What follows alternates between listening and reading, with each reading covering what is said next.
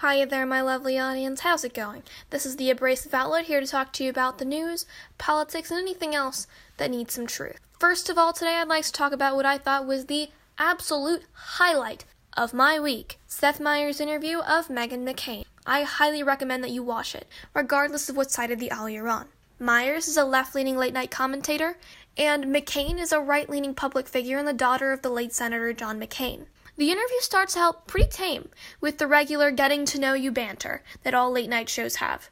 It's all softballs in the beginning. Then, when the topic of Representative Ilhan Omar's tweets relating to anti-Semitism come up, everybody goes completely berserk, and Meghan McCain objectively lost her cool. How anybody feels about those tweets are irrelevant at this point. It's the way that the public figures from each side of the aisle, representative of themselves, the people they stand for and their ideals, express themselves.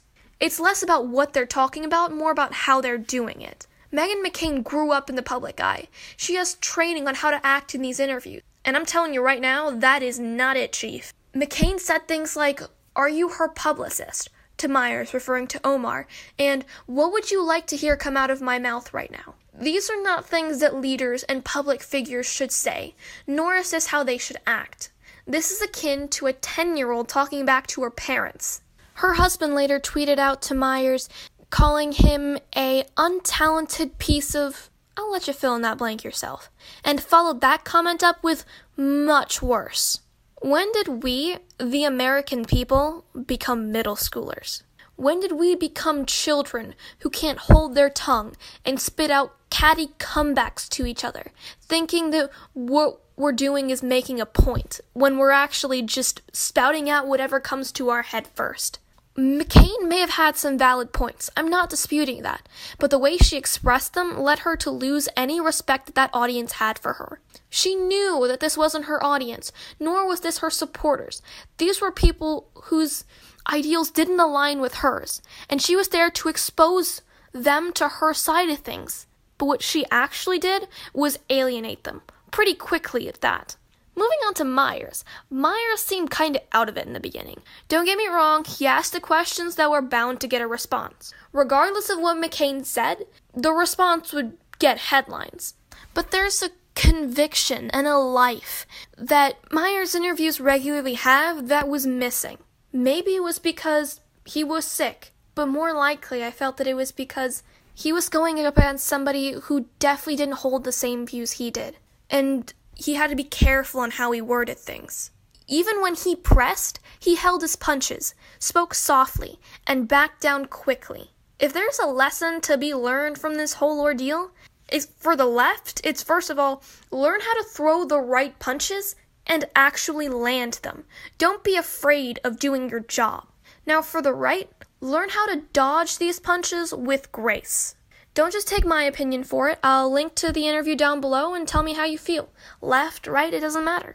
Now let's move on to President Donald J. Trump, who I will refer to as DJT for the remainder of this video, who calls for executive privilege regarding the Mueller report, Bill Barr, who refuses to testify to Congress, and Robert Mueller, who is probably going to testify to Congress. First of all, I'd like to preface this by saying I am not a giant fan of Donald J. Trump. Right? DJT has done many things that I am definitely not a fan of, I don't like, and I wish he never did.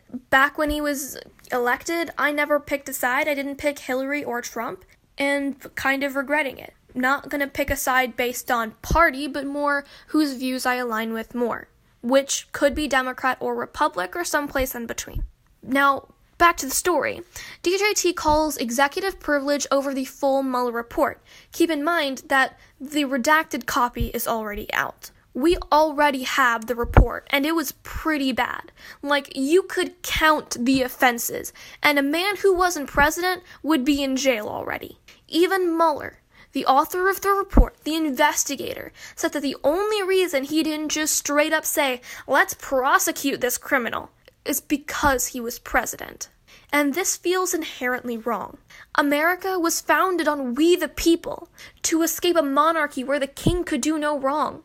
Even when it was clear that he was doing plenty of wrong, it kind of feels like we have a leader who is doing many wrong things, i.e. crimes, and we're just letting it slide because he's the leader? That sounds like a king to me. I am saying this with the complete knowledge that I sound like a total Trump hater and Hillary supporter. But I never really liked her either.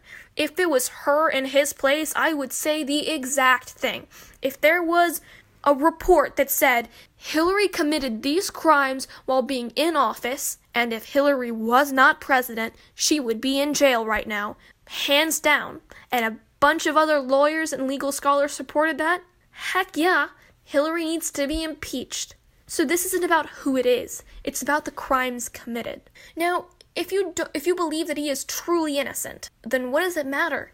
The redacted copy's still out. If you think that's not that big of a deal, if you think all of that is excusable, none of that matters, then what does the redacted, unredacted copy matter? If he was innocent, better question is, why would Bill Barr basically perjure himself, tank his reputation, and possibly be sent to jail by refusing to testify to Congress? He is now voted to be held in contempt of Congress.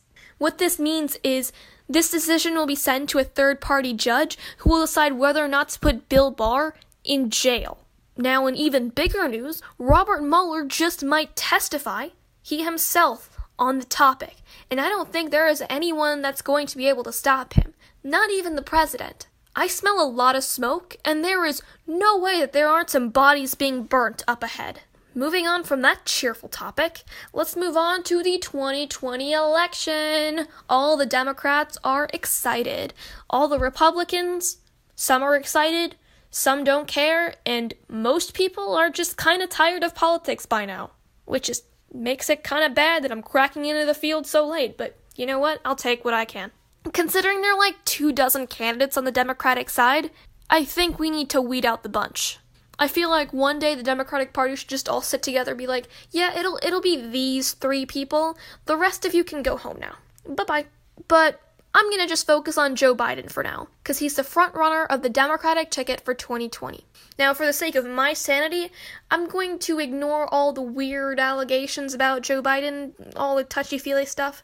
My brain can't comprehend that right now. So I'm going to move on to his politics. He's had some pretty messed up stances in the past, the most referenced being the 1994 Violent Crime Control and Law Enforcement Act that I obviously don't agree with, and most people don't, but he did write it. Whether or not my ideals align with him is beside the point.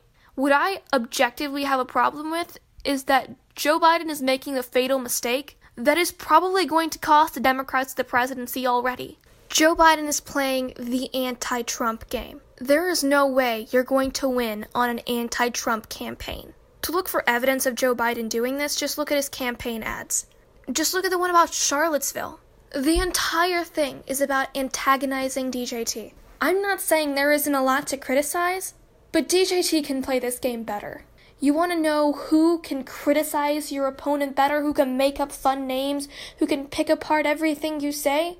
DJT does that better. The American people don't care about your middle school play fight, or who's going to take who and rough them up in the back of your gym wrestling game. I have no clue what that was about, but both of them seem to be talking about it, so might as well reference it at this point. The American people don't care. We want a president who will protect the dwindling middle class. We want a president who will talk about the tough issues and fix them. We want a president who will listen. We don't care about who hates who. We don't care about Russia. We're tired of hearing about all of this.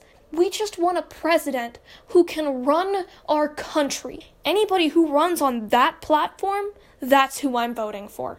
Alright, my lovely audience, I hope you enjoyed listening to me ramble on about things I thought were important. Please make sure to like and subscribe, click the notification button to know when I upload, but most importantly, remember to comment down below and tell me how you really feel about anything I said today. The good, the bad, and the ugly. Till then, see you next time.